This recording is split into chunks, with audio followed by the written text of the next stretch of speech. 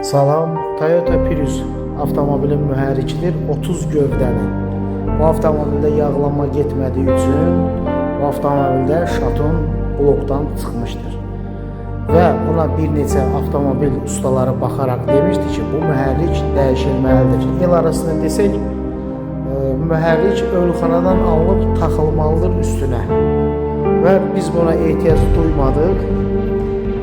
Bu bloku təmir elədik garantilindən və Porsche şatonu, kladişini, seyf başmaq dəyişdik və bunun da səbəbi 0-20 yağ tökülməməsidir.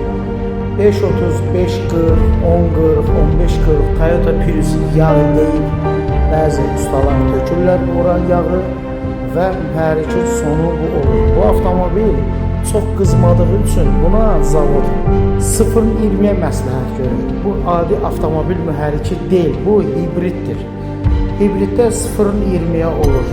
Toyota Prius'dan gedir söhbət. Bəli, müəyyən mühərriklərdə var. Bundan da daha aşağı, yəni su kimi yağlar var.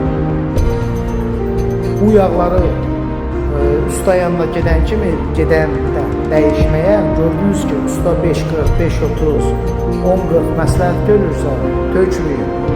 Tökəsiniz, mühərrik dağılacaq və siz əlavə xərcə düşəsiniz. Tövsiyə olunur ki, bu avtomobillərə 0-20-yə yağ dəyişəsiniz və bu avtomobillər